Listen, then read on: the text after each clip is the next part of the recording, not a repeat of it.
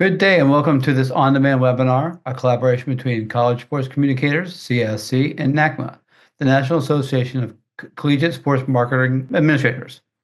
As colleagues in the college sports area of communications, creative work, and marketing, we are pleased to offer this session on driving fan and media engagement independent of team performance. We'll discuss strategies and ideas to maximize your promotion and storytelling and capturing fan and audience engagement, especially in unique situations when your team might not be achieving high performance results. I am Michael Smoose, San Jose State Associate Athletic Director for Marketing, Digital Media, and Licensing, and I will serve as the webinar moderator. We welcome our colleagues from CSC and NACMA who will be today's guest panelists. They are Eric Bohannon, Assistant Athletic Director for Athletic Communications at Old Dominion University, his colleague Alicia Allison, Assistant Athletic Director for Marketing at Old Dominion, along with Calvin Larson, who serves as Assistant Athletic Director for Media Relations at Michigan Tech, an NCAA Division II school which sponsors Division I ice hockey. We've got lots to cover, so let's get started. Let's start with Calvin. Calvin, being at a school located in a smaller community, how do you promote your teams and engage fans? One of the areas that we've really been able to focus on over the last 10 years probably is our students, and how can we get our students to our games? How can we keep them engaged? And our university has bought into that philosophy. We here at Michigan Tech have something called the Experience Tech Fee. And so our undergrad students pay a fee where they can use we have a university-owned golf course and ski hill. We have a fine arts center down at the Rose. We have intramural sports. And so these students pay this Experience Tech Fee and they get to participate in all these different experiences here on campus. And our hockey team and our hockey program is part of that. So our first 750 students that we get to the door, they tap in with their ID and they get to march in. So on game days, we have lines that come all the way up past my office here, and it's amazing. Especially when we play our rivals, kids will line up, 6 a.m. When we've hosted major games, we've allowed them to, spend the night in sleeping bags on the floor here. So it's a lot of fun, and we really embrace those students. We also have a student section. We all have student section. Our student section is called the Mitch's Misfits. And actually this year and this weekend, they're celebrating 21 years of existence. So, we've embraced them. Student sections are different all across, different sports and different regions. But here at Michigan Tech, our kids are very involved. They have very unique chants that we've embraced, and we celebrate them. And our coach has done that. So it's not necessarily just, you think of like marketing and sports information. It's everybody here at the university. And it starts with our leadership at the university and trickles down to our head coach and then down to us as staff members. So where we are, our ice arena is located up here on the hill. And if you've ever been to Houghton, Michigan, I know a lot of you haven't. We do get a lot of snow. I think it was 35 degrees here this morning. But so we actually, another part of it is we offer bus rides to get these kids, from the dorms up to the hill, up to the game. So I don't have to trudge through the snow, but and we don't make them wait outside. Some people think we make them wait outside, but we don't. We line them up here through the hallway. So our biggest thing has been our students and how can we get our students involved?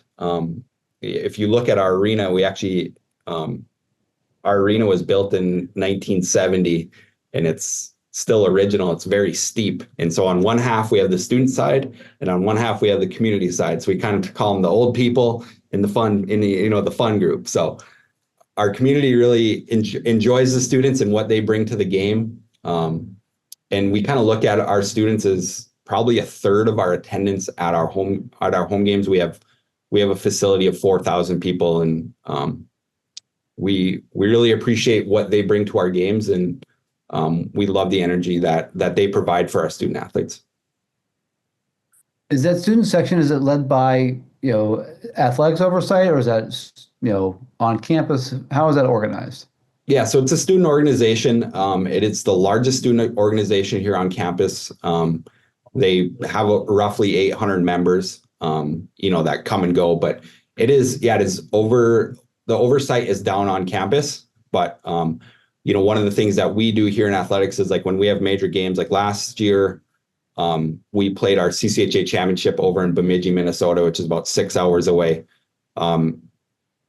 There's fundraising that takes place within athletics and outside of athletics to get those groups to go to those games. We also traveled them we played in Providence, Rhode Island for the NCAA tournament against #1 Boston College.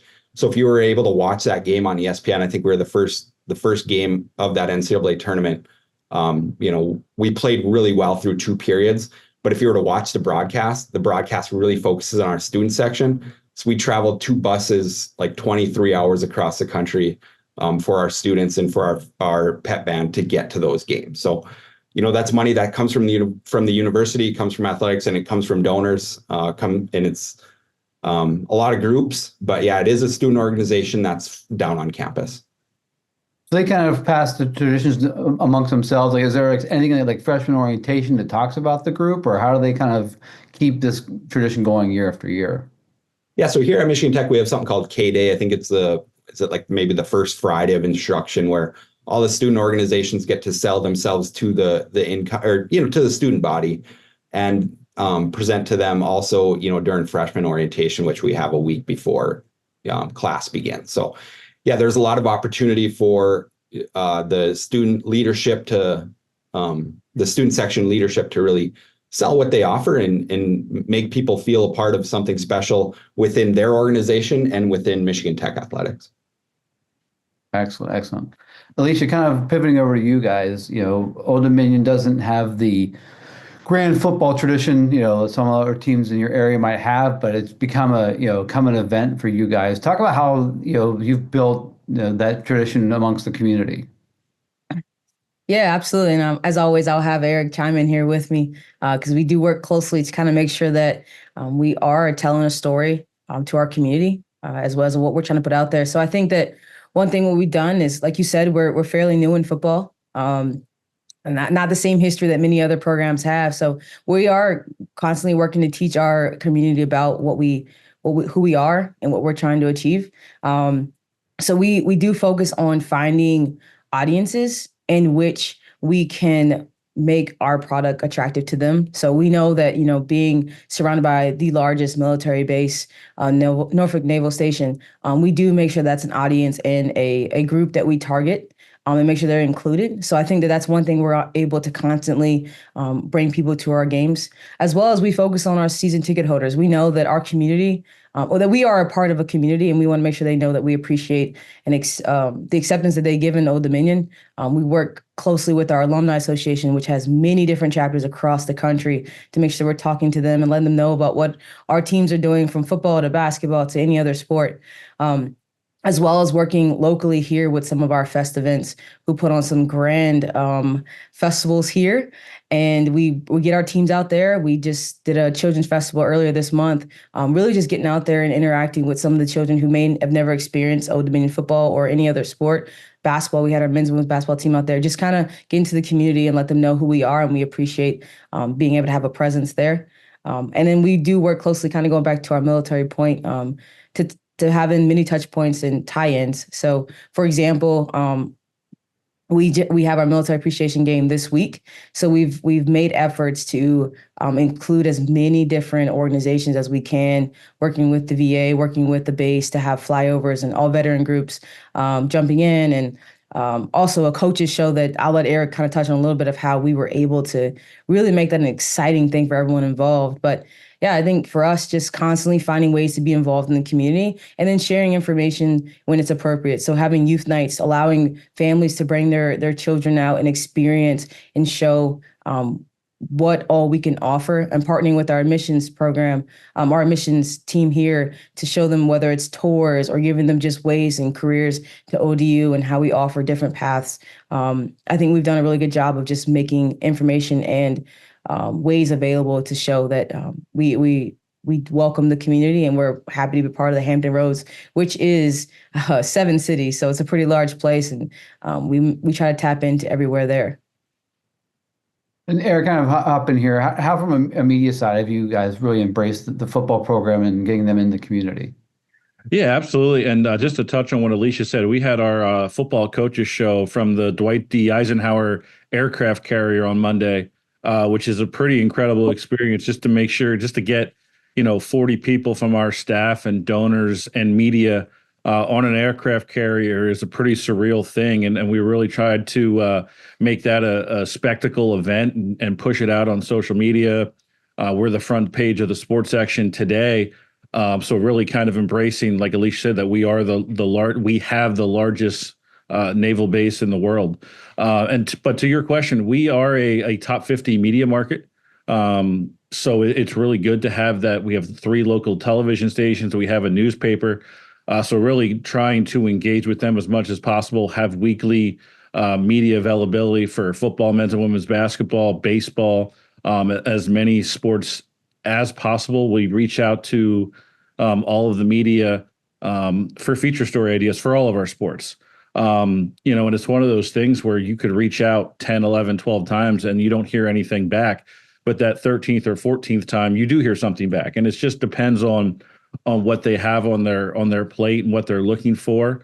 But to never stop reaching out to them, because they are reading the emails, and you never know what's interesting to me is not necessarily interesting to somebody else. But one thing we really try to push is all student athletes have stories, and really try to push those stories to our local media. And one thing that we'd really also try to focus on is our student athletes' hometown media.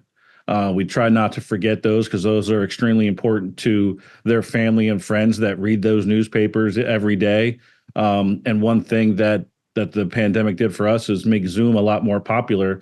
So that kind of brings in the hometown television stations as well. If they have a hometown station, it makes it a lot easier to do interviews with them over Zoom, and just gives us a whole other avenue that we can get those student athlete stories out. Excellent.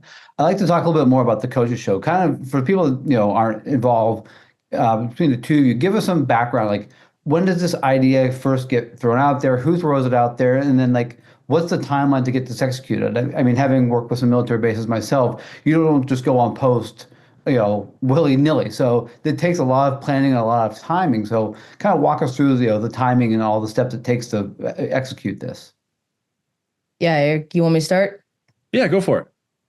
Yeah, so I think it starts for us, maybe it was, let's say, February, March. I think once we kind of received our schedule, and then we kind of go forward and decide what our themes are going to be, and what our promotions are going to be throughout the season. And then we work with our sponsorship team and say, like, okay, how can we make this even bigger and better for our community? Like, it's not just a matter of saying it's a military night and you just kind of, tell everyone you recognize those in attendance. It's finding ways to engage with numerous different touch points. So I think for us, we've had a working group internally that's been meeting since June with the local military organizations, and thinking about how can we take this further? How can we take this further? And pulling in more people like Eric, and, he's going to know more people that can get us closer to a better experience in our sponsorship team. So taking that idea of the schedule, what makes sense for our fan base. And it's kind of unique. We have a Thursday night game, and I've never experienced a Thursday night game. Eric, I don't know if you have either, but this is the first time for me, and we thought that this would be a great time based off the timing of it and kind of when the base lets out, and how close we are to kind of our military themed month. And we're working through that. I think we just kind of expose how can we keep going further and further with our touch points. We actually were able to get our football team out to see kind of, I forgot the technical term for it, but really Jets kind of just doing a demonstration back in, was that August, Eric, maybe? So that was just one piece to the coaches show. So kind of having our team, whole entire football team go out there and watch them, prepare and put on a show for them, and have them talk to them about what they do daily and other opportunities, after football, and how they kind of align from a mission standpoint and execution. And then I think that from there, it's just Eric doing all the dirty work of getting us lined up for who's going to be there from a media standpoint, who's interested, who's, can tell that story, and getting those approvals and paperworks and credentials and whatnot. But Eric can talk more about what on his side, what he had to do for it. Yeah, and our general manager on ODU Sports Properties, David Jones, was a big part of making this happen. And it's tough too, because with the military and everything, you're just not quite sure how much access you're going to get. So the invitation to the local media came, later than it normally would for any other event. So we were able to get, a couple media members in there, which was great. And really too, it depends that relationship with the folks in the military. There's such a transient group of people that some people, when they're here, they really embrace Old Dominion, and there's some that just don't, and that's fine. That's not a problem. But the folks right now that are here are really embracing Old Dominion, and we've really tried to appreciate that and embrace those contacts. And the commanding officer on the Dwight D. Eisenhower was on the show the entire time. It felt like his name was Chris Chowda Hill, and it felt like his show. And he was a great part of that. Our head coach, Ricky Ronnie, and our voice of the Monarchs, Ted Alexander, did an amazing job to navigate, football conversation and also, military conversation and leadership conversation about that, what they just had a 9-month deployment and they just came back from that. So it was a great conversation to have. And like I said, we just made the newspaper today and we were all over local social media. So it was a great experience for us, and it's still going. Awesome. Calvin, kind of the opposite of the transient community that they have at Old Dominion. Houghton, Michigan, you're up there in the upper part of the state. So there's a lot of people that are kind of grounded in the community. How do you guys connect with them from your standpoint? And also, too, like when things aren't going well, how do you guys keep them engaged?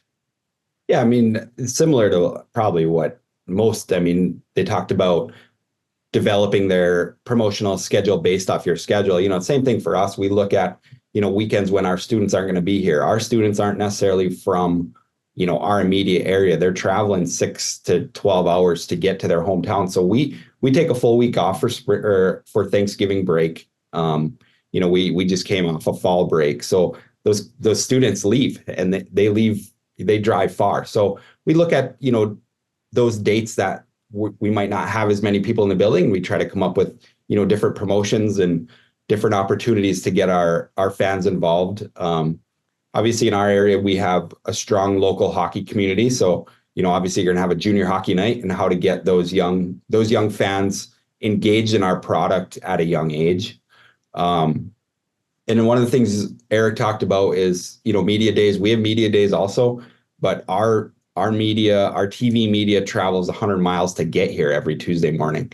So we need to make sure that we're able to get them content, easily through, Google Drive and highlights and clips when they're not able to be here.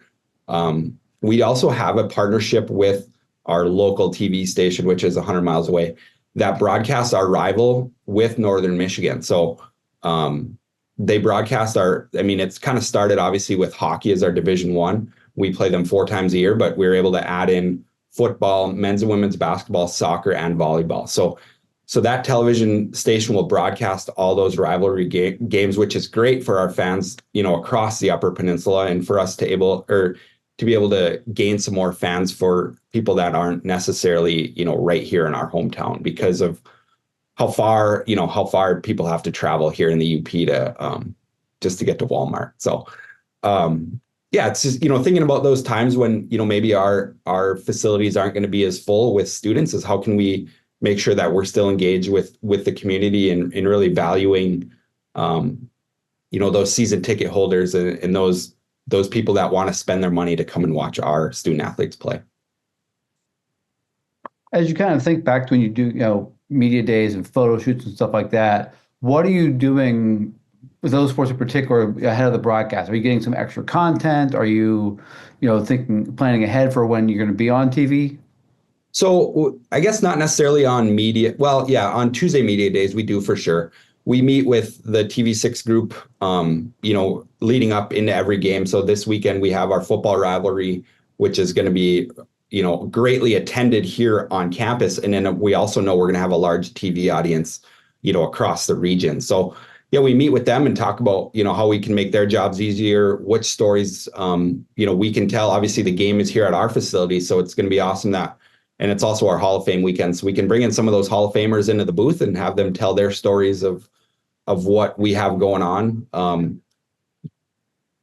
So yeah, we meet with them and just kind of bounce off ideas. So the one key with the partnership is each program actually gets, our talent. We look at a play-by-play and a color. We each get a say in who one of those people are. So the one that represents Michigan Tech has been invested in Michigan Tech athletics since he was a young boy. So he almost knows the history better than I do. So it's awesome to see his passion for Michigan Tech and for him to help tell that story of what we have going on. Awesome. Kind of pivoting a little bit now. So, Calvin and our hockey brethren are already into it, but, in a week and a half, our favorite time of the year, crossover season, is going to be in full force. So, Alicia, how are you balancing, the push and pull of, basketball and football season? Yeah, I definitely think it's an art that we all find a way to grow to have. But for me, I think it's just planning ahead of time, looking at the holes in the schedule of where you have the most time to reach out to your coaches, talk to them about what the needs are, and kind of plan. We actually, with our team, we meet biweekly. We've been meeting biweekly since the summer with our basketball program, so that men's and women's, so that we were kind of having touch points throughout and kind of had our action items, so that during this crossover time of football, we were still getting some to-dos and some deliverables achieved before we get, we have to our exhibition, which is this Sunday for women's basketball, and our home opener from one of our former men's basketball players returning, now our head coach now, on the 4th. So I think we've kind of set ourselves up to be balancing those needs of, achieving football and as well as basketball. Luckily for us, I think Eric made it happen. No, I'm not. I'm just kidding. But we had a full month where football was on the road. So we really used that time to touch base with our Olympic sports, and then as well as really talk to our basketball programs about what we want to achieve for this basketball season coming up and what we need to get done during this time. So I think that's kind of set us up a little bit to breathe while football's on the road and still get some things done for basketball season. So I think just finding the holes in your schedule to really get done what you need to get done, and already pulling from last year of what was great, what would need to be improved, and where you can find other opportunities to enhance the fan experience. Because for us, kind of like what Calvin talked about, is even when teams aren't performing well, I think that we have to create that atmosphere, that feeling of I'm coming, yes, for the team, number one, and then for two, the ultimate feeling of being a Monarch every single day at every single sporting event. So I think that we are constantly trying to find ways through our social media, through our strategic marketing plans to really build the fan base and excitement behind being a Monarch. And no matter how the team's performing or not, we're still going to cheer on for them. And knowing that our teams do show up and they're going to put on the best show possible. So I think really that's what it is, just finding the windows and making sure your team's ready to execute. I guess it maybe opens for both of you. So new head coach coming back, how are you kind of capitalize on that momentum of having, an alum, on the sidelines now? Yeah, absolutely. I think that for us, it's really allowed us to tap into an audience, like I spoke of earlier, that has probably wanting to be spoken to a little bit more. So with our alums and those who were here when we won those championships or playing some of the best basketball, I believe we were. I've only been here for 4 years now, so Eric can probably speak a little bit more. But I think that we were able to kind of rejuvenate them and let them know about the excitement behind basketball, men's basketball, and then again, even on the women's basketball side, having Delisha Milton-Jones, an all-star winner at the highest level, and kind of just informing people of how distinguished she is in the field. So constantly just reminding our fan bases. But I think from us, we've worked closely with media to constantly make sure that they're aware of that we have one of our own coming back. And there's excitement around basketball. People remember the days in which he played and the intensity that he brought, as well as our, and Eric, I believe Odell is our assistant, correct? That's correct. So, yep. So he also is one of our fan favorites. So just constantly, making sure that their stories out there and people are aware of the feelings that they felt when they were here and how we'll get a little bit rejuvenated here this season and the excitement behind it. So internally, we're very excited about basketball overall. And I think externally in our community, they are very excited. So constantly, Eric's team is doing a great job of finding ways to market Mike Jones. And just to touch on a little bit on what Alicia said, at his press conference where he was hired, about a dozen of his former teammates actually showed up. It was open to the public, and we had quite a few fans, and it was a spectacle, and the media was there, and they were able to have that crowd in their shots, which was great. They were able to interview some of the former players that were here, and not just Mike Jones, our head coach. So it made for a really good news story for them, and they were able to use that for several days.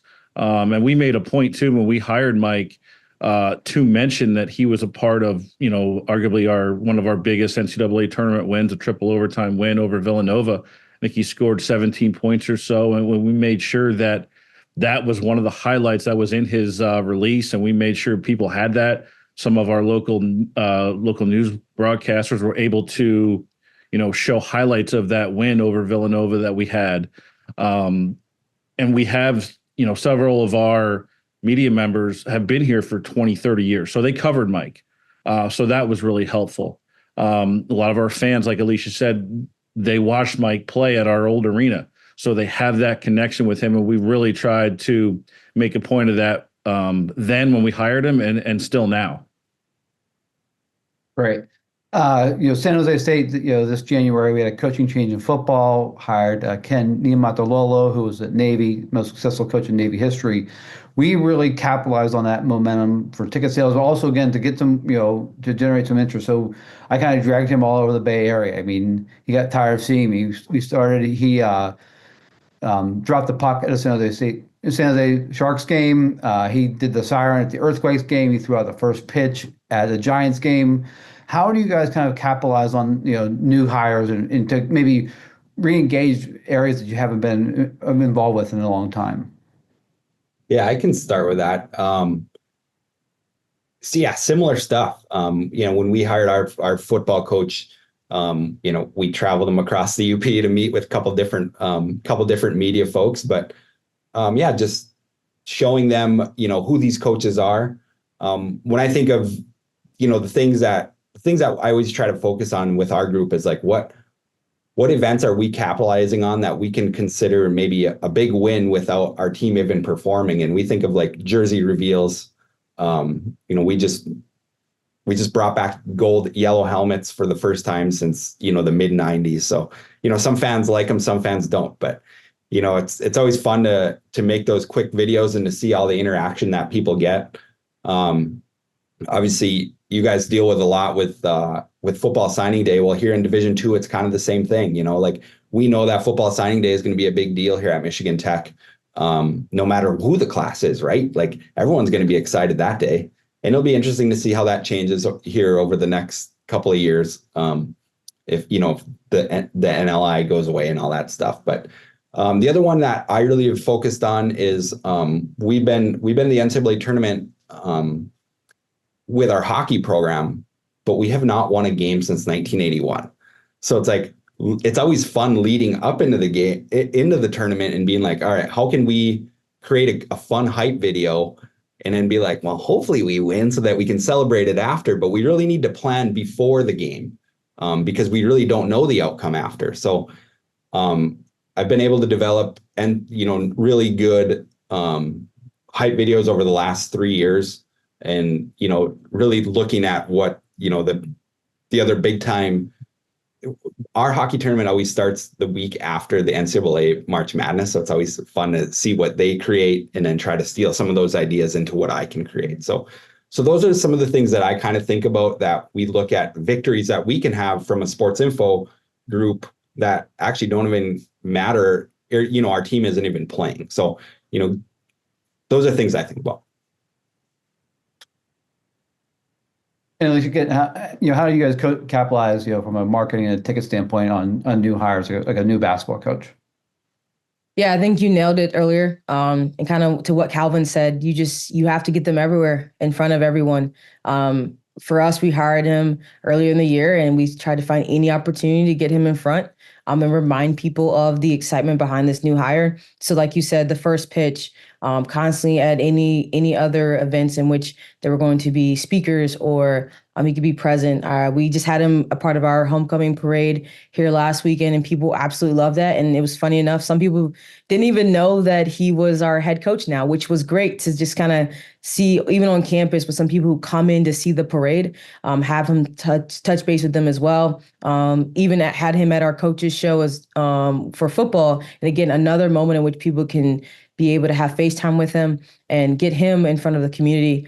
He came out we had festivals this summer, had them down there showing face and speaking to the different groups that we had. And I think like Calvin said, also from a media standpoint, we ran digital ads throughout the summer, showing people that exciting moments that he had in the tournament, as well as Odell, and just reminding people of the excitement back then and what he's going to bring to Old Dominion University basketball. So again, it's finding any opportunity, and there's no opportunity too small. If it's him showing up at a soccer game, I think that went a long way too, and that he did those on his own. But having him in the community, whether it's on campus or downtown Norfolk or in Virginia Beach or in anywhere in Chesapeake for those 7 cities, and just constantly having him present, and then making sure that we had coverage. So if he is down there in Virginia Beach at an event, it's having someone ready to take photos or someone ready to capture what he's doing down there, because it's great for him to do it. And a lot of these things these coaches do because they want to, but it's also great for people to see like, wow, I didn't know that they had a new coach, or I didn't know that this was something exciting they were interested in doing. For instance, for us, Mike Jones is really big on family, and he wants to be anywhere in which he can be involved in the community from a family standpoint. So we try to find opportunities everywhere across the 7 cities in which he can be involved that makes sense for him and his program and his values. So I think that, again, being ready to find positions in which you can position him, and then capturing those to double down on the efforts that you're putting forth. That's awesome. Eric, I want to circle back to something you said earlier. Every student athlete has a story. How do you guys cultivate those stories and learn about those stories, especially now when student athletes are coming in for a year, they're leaving, they're coming, they're going? How, and Calvin and you as well, how do you learn about those stories so you can tell them to the media? Yeah, I think the biggest thing is to talk to them. Try to, ask some good questions to them. And everybody, has them fill out the bio sheets and all those sheets, and it's just more so talking to them, but also talking to the people that work with them every day, the academic advisors, the athletic trainers. Those folks know their story sometimes better than the student athlete. And making sure that, first of all, they may have a great story, but they may not be comfortable talking about it. And if that's the case, then the idea is dead. But if it's not, then you take it to the local media people, and you can take it to one at a time, or you can take it to all 3, depending on what it is. And we've had some good success with that. But the first step is to talk to them. If you don't talk to them, you're not going to find out that story. And with 400 to 500 student athletes, you're not going to know everybody's story. That's just not feasible. But it's not inconceivable to know to 10 to 20 on each team, to really try to find those stories and get them out to the world. Yeah, same thing. I mean, develop relationships with our student athletes. Obviously, that's why probably most of us are in this business, right? It's fun being around those motivated kids who really want to get to the next level. And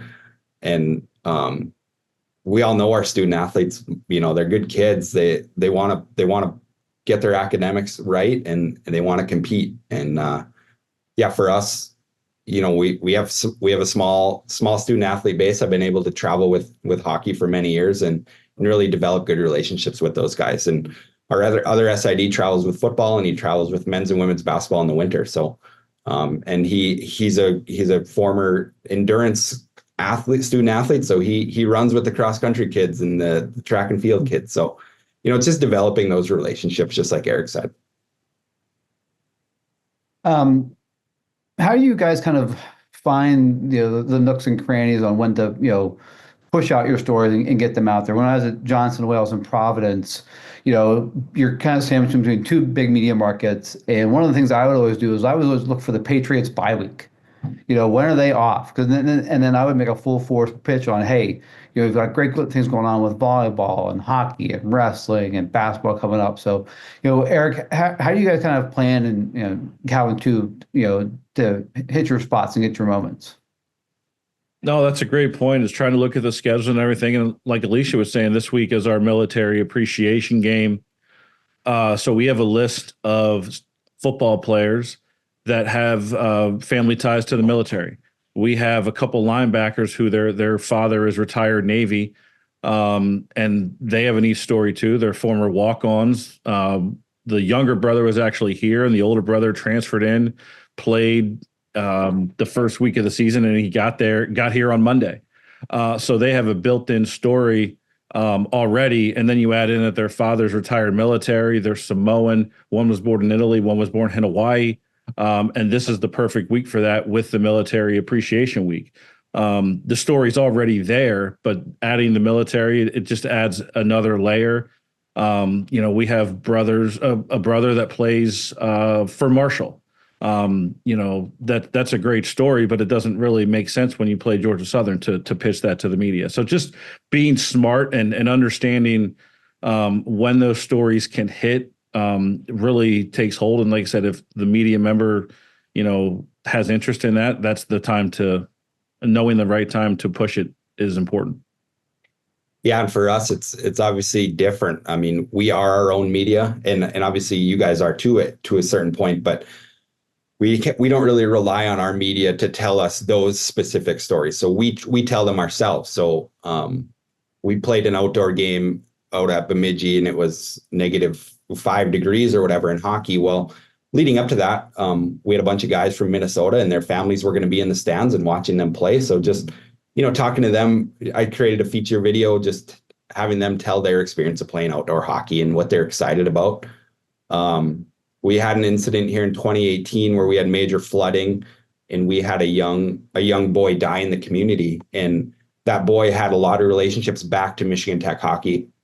So we had a game in his memory, and we did a feature story with his parents telling us, who he was. And it was awesome because his first cousin was our goaltender, and he had his name on the back of his jersey. And it was just it's a great story to tell. It was sad, obviously it was sad, but how can we tell the story of why we're doing what we're doing, in each case? We don't have a veterans game like you guys do this year, but we had, a former hockey player that went on into the military, and he came back and told his story for us. So again, just focusing our stories on the specific events that are taking place, and really thinking about those things in advance when they are on the schedule.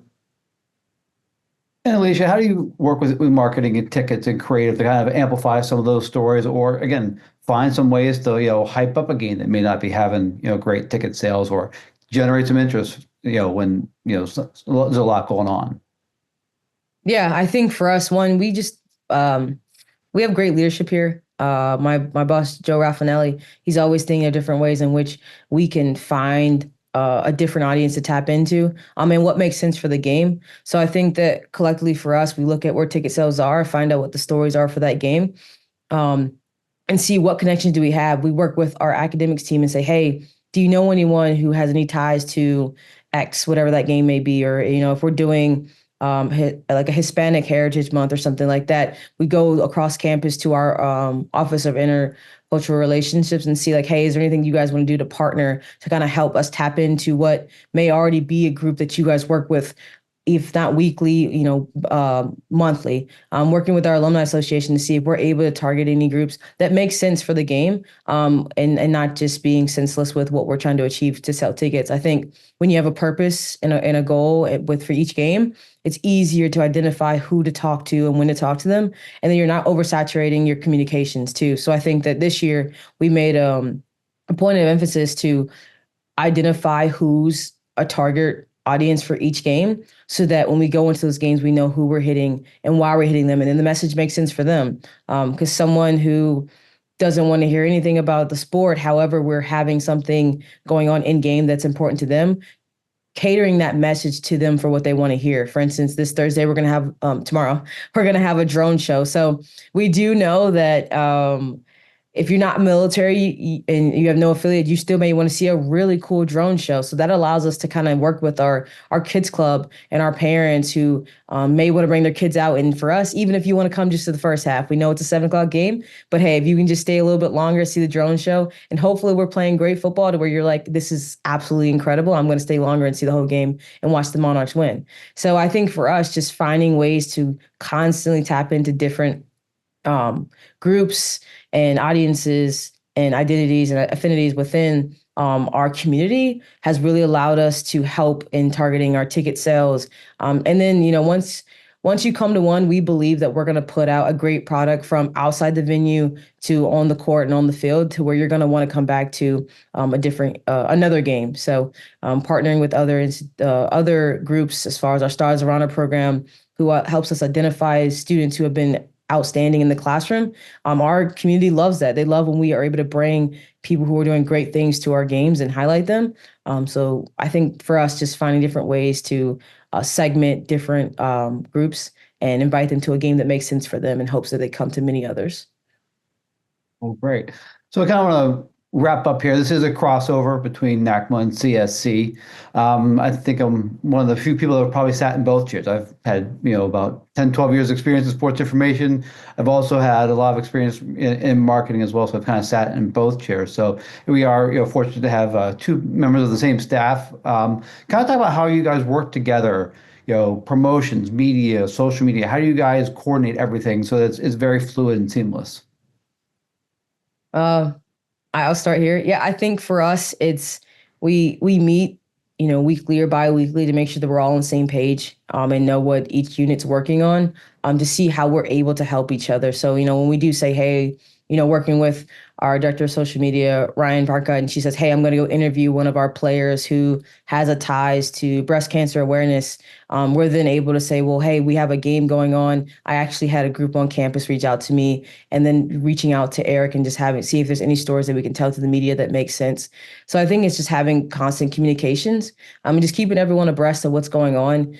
Some days it might not be relevant to everyone, but then other days you never know when you're going to spark a conversation or an idea that can go much further and really connect with one or either your morals within the department or the community itself. So I think just constantly communicating with each other and making sure that everyone's aware of what you're doing allows for this job to be easier as you go into crossover seasons or the winter and stuff, and maximizing the opportunities around you that you don't even know exist. So that's kind of my point of view of that one.